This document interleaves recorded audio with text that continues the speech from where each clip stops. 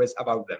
That is, they do not need to be, they may remain open, and still we may have philosophical knowledge, and we may make philosophical progress.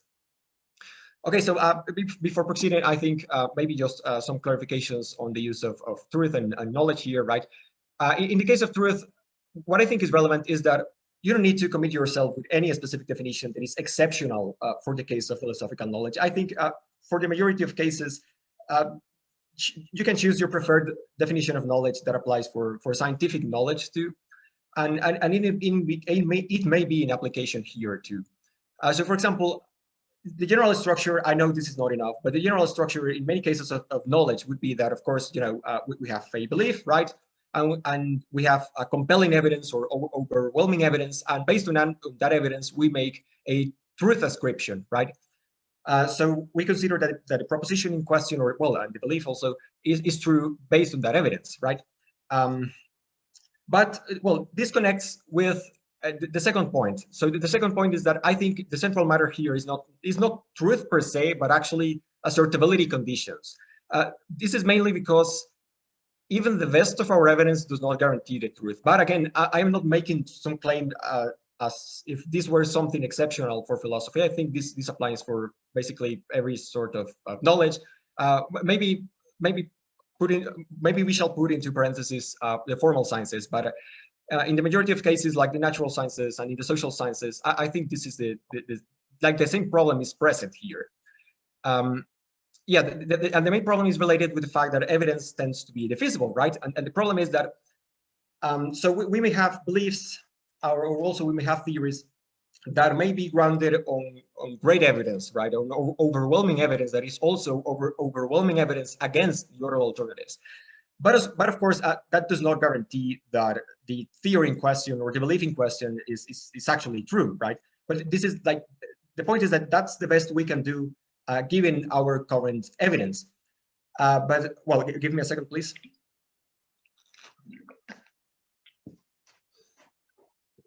Okay, but yes, the point that I want to say is that I think in many cases of knowledge, what is relevant, I think truth per se may be secondary. What is more relevant is the conditions for a legitimate assertion, right? Like, okay, that we have great evidence, and that based on that, then we can take some proposition as being true, right? But of course, being conscious that just because we have this great evidence that maybe is the best evidence we have now, it does not imply that the theory is actually true, or the belief that or that the belief is actually true.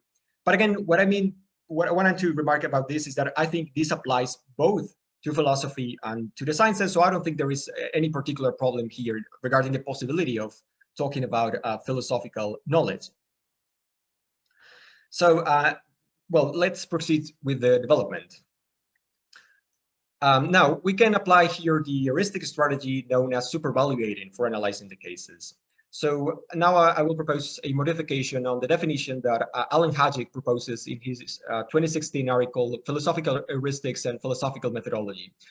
So the definition will be that supervaluating establishes that what's acceptable on all ways of making the arbitrary choice in question in a given domain is determinatively acceptable. What is unacceptable on all ways of making the arbitrary choice is determinatively unacceptable. So if you have a problem and all alternative resolutions to that problem agree on something, then you seem to be justified in holding that thing on which they agree, even if you do not know the answer to the original problem. And we can see this more precisely in borderline cases as follows.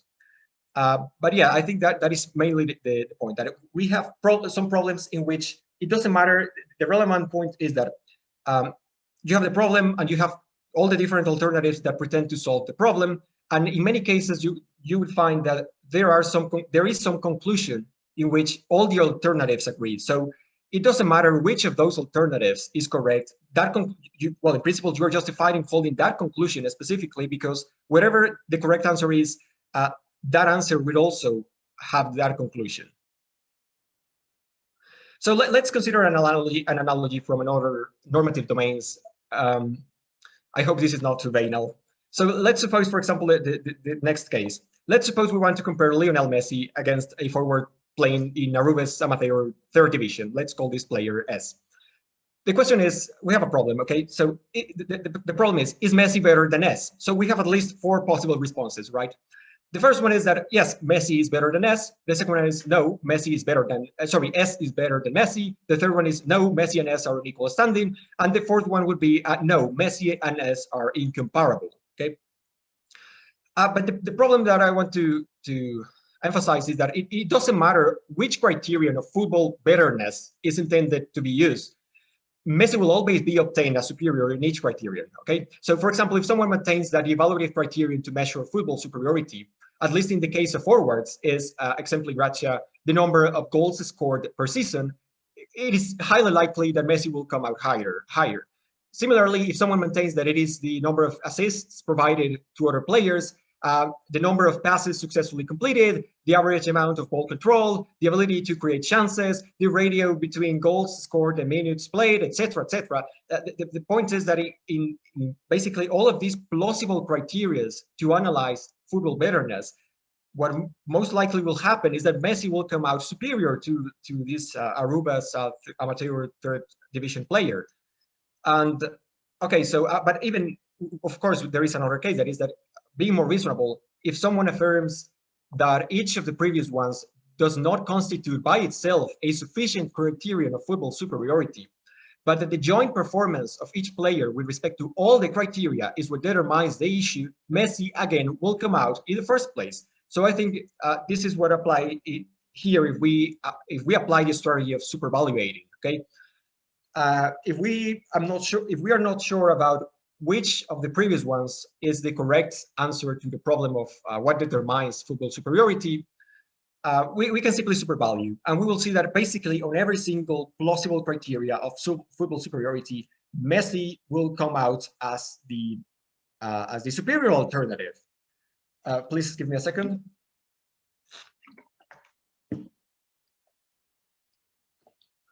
Okay, so which in other words means that the weight of all available evidence is completely overwhelming in favor of A. That is, that Messi is indeed a better player than this player from Aruba's amateur third division, and overwhelming against the other 3 possible responses, right? Because also, for example, it is not the case that they are on equal standing. You literally have all the possible reasons in favor of holding that Messi is better than this player, and it is almost impossible to think a single reason on why it would be reasonable to justify in front of the community why this player from Aruba would be better than Messi, that why it would be reasonable to think this player would be better than Messi. So the thing is that a great number of reasons of all kinds can be put forward in favor of the first, and practically not even a single one in favor of the opposite. That is, this is a case in which we get an indisputable evaluative claim. Messi is indeed better than this player, and arguably than anyone that plays in Aruba's third division. So again, just clarificatory matter regarding indisputability. I wouldn't say that, again, just keep in mind what I said about the visible evidence, right? The thing is that given the current evidence that we have, at least, it seems to be that evidence is compelling in favor or overwhelming in favor of Messi's superiority regarding football. But of course, there could be future evidence, like other evidence that we're not currently considering, that maybe could turn over the decision to the other side. But this, of course, applies to basically every domain. But the thing is that a case like this, I think, illustrates what may be called comparative or relational knowledge, right?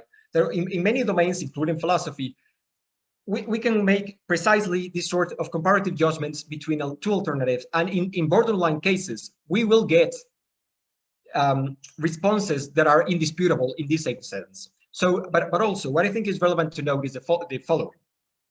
It also provides us with negative knowledge regarding the big questions in that domain. Like, for example, who is the best football player in human history? Okay, so this may be an open question, but what I think is relevant to note is that the previous case provides us with negative knowledge precisely because we now know that at least one option is definitely not a viable alternative to the bigger question. So this option would be S. That is that player from Aruba is not a viable option to answer the bigger question about who is the best football player in human history. If we can make a comparative analysis and we get to the conclusion to a conclusion that may be, indisputable about one alternative being inferior to the other, then it simply is not, like, it makes no sense to continue to consider it on equal standing with the other alternatives regarding the bigger question about who is, in this case, the best football player in human history. Now we can discard an alternative. In this case, we can discard the plausibility of S being the answer to this bigger question. So something that I find funny is that I think that maybe this may be Popperian in a spirit, right? Like, of course, I do not buy Popper's anti-justificationism or anything like that. But what I think is that this idea that well, in his case, science may proceed in a negative way, eliminating alternatives that do not survive testing, and that way we may get closer to the truth. May also be applying here, right? In the sense that we can make many of these comparative analyses, in many cases concerning borderline cases, in which all the evidence seems to be in favor of one alternative. It doesn't seem to be in a space for doubt there. So we now can discard different alternatives more and more. So, but note, something that I think is relevant. Please give me a second. Something that I think is relevant is that, please note that we do have knowledge of the comparative case between Messi and S, even though we may not have knowledge regarding the answer to the bigger question of who is the greatest player in human history. Okay, so even if this bigger question is an open question, that does not preclude the possibility that we have knowledge regarding that same matters in comparative cases. Okay, so just a clarification that I think I didn't put in a right way. I mean here in the last point that we may not have knowledge of a definite answer, not knowledge in general, but we may not have knowledge of the definite answer to this problem of who is the best football player in human history. It may be the case that currently, given our evidence, maybe we do not know which one is the exact answer to the question, but we may have, as I was saying previously, some sort of comparative knowledge. For example, we may know that, for example, there are a couple of alternatives that seem to be the reasonable ones that may be the answer to the problem, but there may be many alternatives that are not reasonable alternatives, right? So, for example, we may have knowledge regarding that question that there are a couple of players that may be reasonable options. I don't know, like Pelé, Maradona, Messi, etc. But we also know that not every alternative is on equal standing here. For example, by these sort of comparative cases, as the one I mentioned, many cases can be discarded as plausible answers to this question by means of this sort of comparative analysis, like the ones I mentioned. So here is another borderline case. Suppose that you're asked to compare two lines of action in moral terms. One action A is saving a drowning child, and the other is raping a baby. So if someone asks, is raping a baby morally superior to saving a drowning child? There are, again, four possible answers, right? The one is, yes, it is morally superior. The other is, no, it is the other way around. Saving a drowning child is clearly morally superior. C, no, they are on equal standing. And D, no, they are incomparable. But I think the thing is that the structure of the previous case, I think, may apply here too.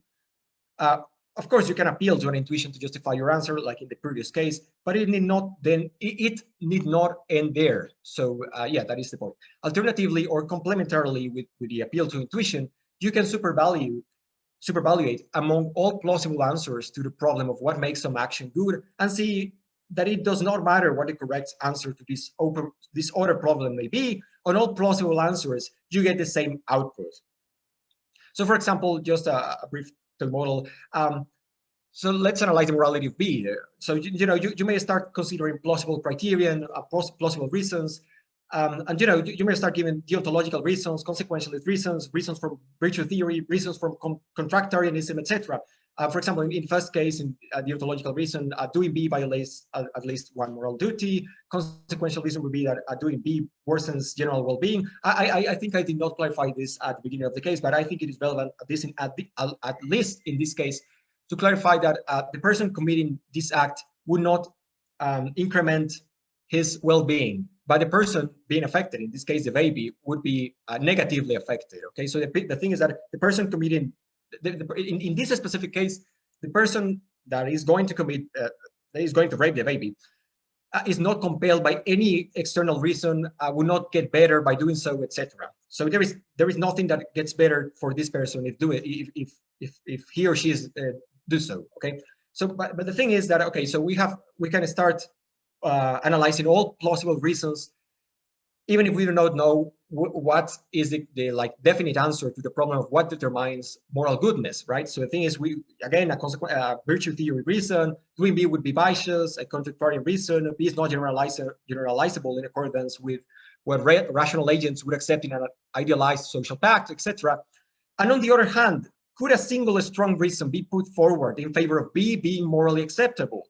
The thing is, I think not. So this is another case in which you can supervalue again among the alternatives. Basically, all possible reasons. It doesn't matter the variable. It doesn't matter if they're deontological or contractarian, etc. All seem to be in favor of one conclusion. So note that under any plausible definition of morally good, or under any plausible normative theory of morality, A seems to be immoral. Sorry, not A, but B. B seems to be immoral. So from supervaluating, it follows that A is indeed immoral. Okay, so regarding this agreement.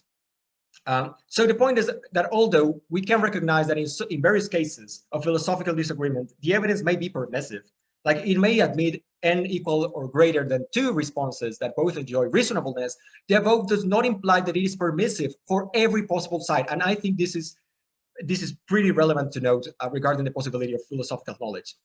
On the contrary, I think the evidence is usually conclusive in the first place against the acceptability or the truth of a multitude of possible answers to a philosophical problem. So for example, it is conclusive in favor of the unacceptability of any self-defeating answer, or of any answer that incorporates a significant number of arbitrary assumptions for which it is not possible to offer a justification given the current state of human knowledge, or any response that incorporates a large number of ad hoc hypotheses, of any response that incurs in a non-innocuous circular reasoning, or of any response that incurs in a non-innocuous ad infinitum regression, or of any answer that pretends to have a deductive logical structure but is deductively invalid, etc.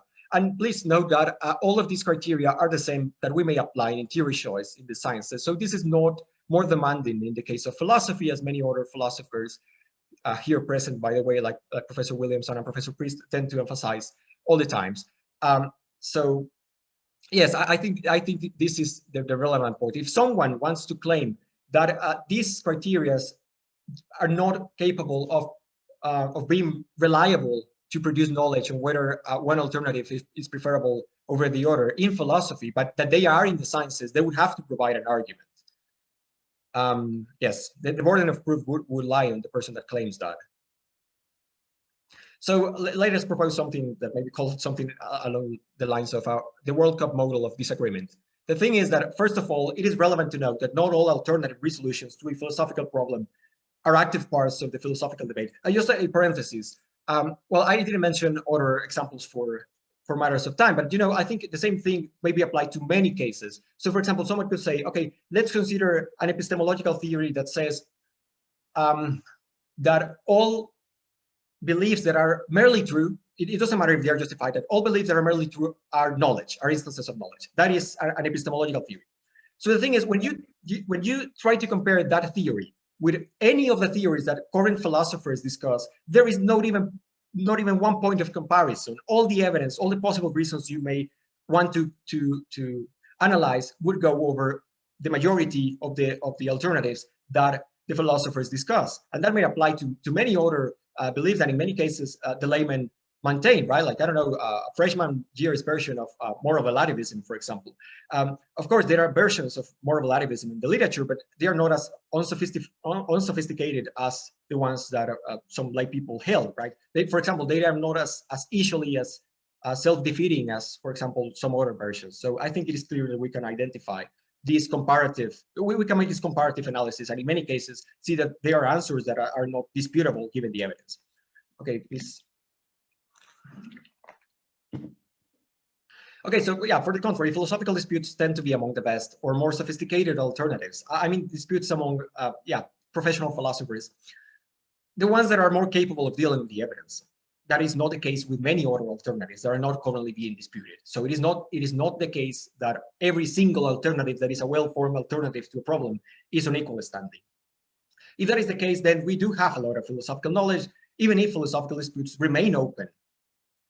Well, I just wanted to say something a little bit regarding the problem of progress, right? So the thing is that what tends to happen in many cases is that, okay, we have alternatives that in many cases, for example, philosophers propose, and that they seem plausible, but as time goes on, we start seeing that they have a lot of problems and objections and things that the program simply can't deal with. And in many cases, simply the program is abandoned, or it is replaced by a program that is in a similar spirit, but that is more sophisticated. So what I just wanted to show here is that, we constantly make progress in philosophy, even if disputes remain open, because we currently, like these alternatives that will be the selective alternatives that are sophisticated are not static. Okay, so maybe some alternative may be considered reasonable at a given moment of time, but then counter evidence starts emerging, and that alternative simply gets abandoned or replaced by a more sophisticated version that tries to defend similar ideas. So the point is that we constantly get, I think, to better epistemic states of affairs in which we replace previous alternatives to solve philosophical problems that now show that they are not in a capacity to deal with the current objections. So further examples, let's consider this, like, for example, logical positivism or eliminative materialism, or John Stuart's Mill philosophy of mathematics, or Descartes' epistemological project contained in Meditations. Like, for example, in the case of logical positivism, okay, yes, at the beginning, it was considered a pretty plausible alternative, right? But as time went on, many problems start emerging, right? So the thing is that from our current point of view in 2021, I think it is not plausible, given the evidence, that someone wants to maintain logical positivism exactly the same way as it was held by their original members of the Vienna Circle. I don't know if someone wants to claim, I don't know, Schlick's logical positivism. Of course, you can do something like a neo-positivism, but that would be a different alternative. Yeah, that would be precisely an example of philosophical progress. You would be pretending to develop a theory that is not so easily refutable by the same objections that the old programming of logical positivism had, right?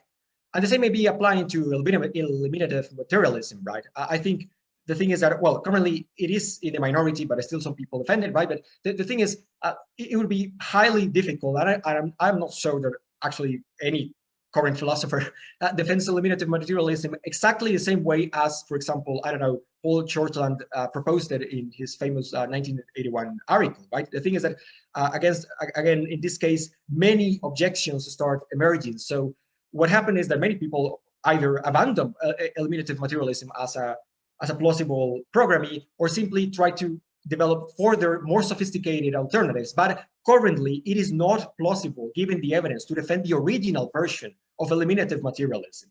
So the philosophical community has moved over, I think. The same thing applies with logical positivism and with other alternatives.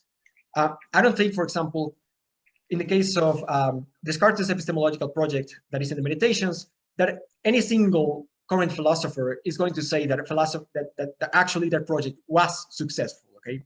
That actually knowledge with certainty was grounded successfully by the arguments that Descartes developed in the Meditations. Of course, that does not imply that the book is not still interesting, or is not a genius work or something like that, or that it shall not be studied or something like that. The only point is that the theses contained in the book are no longer acceptable. And things, I think we can find many examples like this, and I think there are clear examples of philosophical knowledge. The evidence is compelling and overwhelming in favor of one alternative. Please give me a second. I'm almost going to finish now, but before that, I just want to read some couple of passages from a text by Gareth Williams that is called Kant's Account of Reason. And this is connected with the problem of intuition, right? Many people tend to emphasize the idea that philosophical evidence is grounded on intuition. I think we shall opt for an alternative that is more grounded on reasons, like the one I discussed, not just on intuition, because of the following problem. So For example, well, Garrett Williams says that Honora O'Neill situates the Kantian account of reason against three alternatives, which she labels the instrumental, the communitarian, and the perfectionist. The first remains very widespread, with Hume it regards instrumental reasoning as fundamental. The second sees reason as embedded within complex traditions. Rationality is what a given tradition or community takes to consist in. That would be communitarianism. A third option, akin to the forms of rationalism that Kant opposed, is to see reason as an individual capacity to discern or intuit normative truths. Arguably, all three accounts fail in providing reason justification to some audiences. The instrumental reasoner is accountable to no one, in fact, to nothing apart from whatever desires or ends he happens to have. Someone who takes her particular tradition to define what beliefs and practices count as reasonable as a communitarian can have little to say to those who stand outside it. That would be the case of Rorty, for example. And the person who believes he can intuit what is good or true will be mute or worse in the face of those with different intuitions. I think this is mainly the problem, that if you want to say that the evidence, I don't know, like I think Kripke said that, right? The philosophical evidence ultimately just lies in intuition. How can you respond to a person that simply claims that he or she is having a different intuition, right? How can you claim that your intuition is the right intuition or that it is the correct intuition? Okay, so well, just another passage more than of this same text. The self-scrutiny of reason is a scrutiny about all those who demand justification for any particular mode of thought or action. Such a view does not assume that we are necessarily bound to our interests and inclinations, as the instrumental account does. It does not ask us to rely on what others do accept, as the communitarian account does. It does not involve the fantasy that we already know or intuit what everyone should accept, as the perfectionist account does. It proposes instead a vision of human beings who are able to step back from their particular inclinations, habits, and intuitions, and who are willing to use their ability to seek terms that all can accept to construct an intersubjective order of coexistence, communication, and cooperation in terms that all can accept. So, of course, I'm not interested here specifically on whether Honora O'Neill's reading of Kant is exegetically right or not, but rather on the thesis in question. I think it may be relevant. So, conclusions. Basically, that in most cases, philosophical quarreling consists in disputes among reasonable alternatives, not among any alternatives. Reasonable alternatives are alternatives that are capable of dealing and updating with regards to the evidence. This allows us to see that even if philosophical disputes tend to remain open, that does not imply that we do not have philosophical knowledge, because in many cases, we do have knowledge on whether some alternatives is wrong, for example. And like Karl Popper said, knowing that may be relevant because it helps to get us, well, bracketed, closer to the truth. In that sense, it helps us to make progress regarding the more pressing questions. So that would be it. Here it was an appendix, but I think it would not be relevant now for matters of time. Okay, so thank you very much.